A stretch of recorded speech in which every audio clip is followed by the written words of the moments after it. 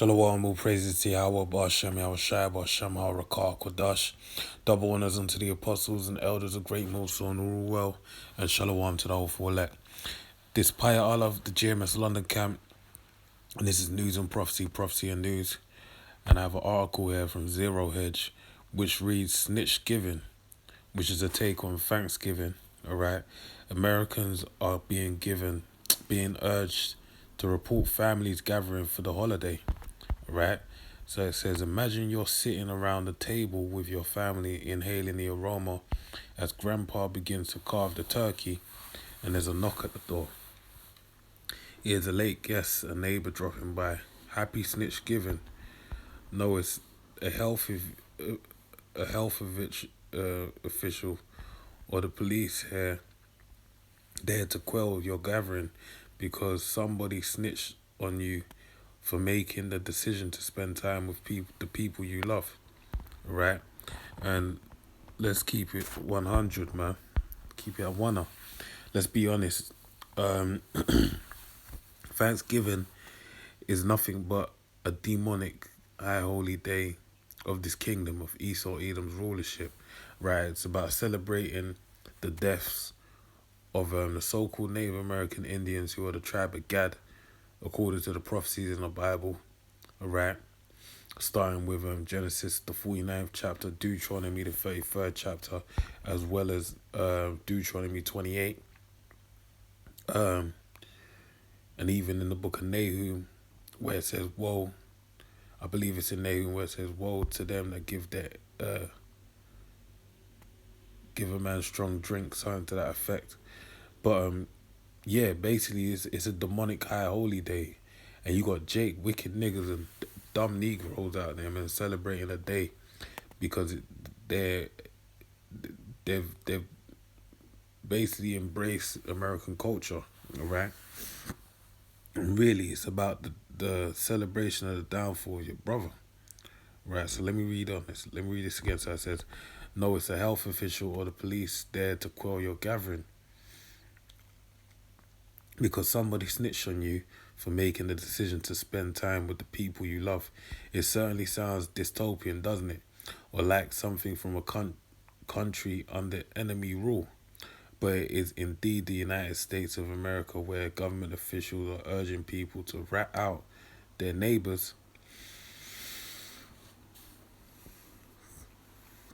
for having more visitors on Thanksgiving than they see fit. Alright, still, we've already talked about the massive overreach of governments telling people how they are or are not allowed to celebrate Thanksgiving in their own homes. Alright, and you had the same thing over in the UK. You had Boris Johnson. You had a whole debacle, basically back and forth in Parliament about whether Christmas should be cancelled, basically. And, I believe it was the scientific advisor or something to that effect. He was saying something.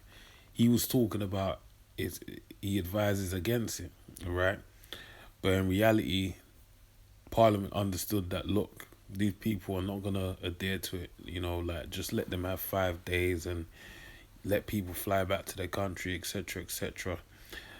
But that, a lot of people, even the fact that we're coming off lockdown and heading into the tier system over here in the UK as well, people are thinking, we're finally getting out of this. Look, man, until the kingdom comes, this is the new normal, okay? They've said it plainly, but people are not actually clocking it. And I can understand, because a lot of people, they don't want to accept that this is the reality, right? This is the new normal, all right? The time to cause an uproar and a ruckus to stop this from happening was in March, all right? But they got you good, okay? They got you people good because they utilize fear, which is a great driving force to make anyone do what they want them to do. And a lot of people succumb to fear, and now they've already handed over all their power. So with that said, this is their agenda coming into effect, all right? Because only they want to microchip all the people on the earth, all right? And really an elect few people chosen on earth, because when you read the Georgia Guidestones, It tells you that they want to depopulate the earth, right, in perfect harmony, as they would say, with the environment basically. So that's on the cards for them. So a lot of you don't realize that they're walking you down the road with this. All right.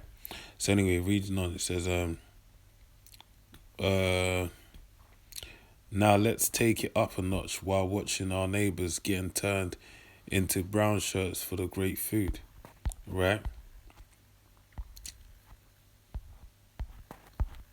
Uh,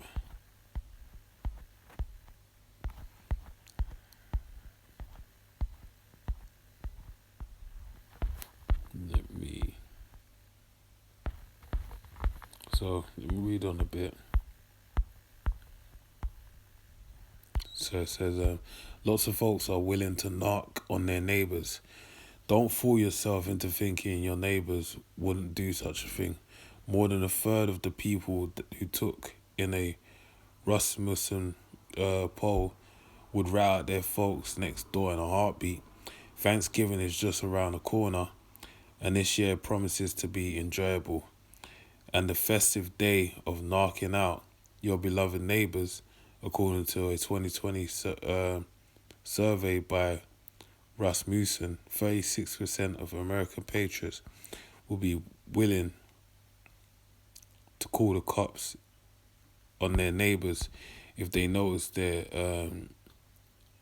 egregious violation of government mandated social distancing rules. Right? So they go into some examples. I'm not going to read that.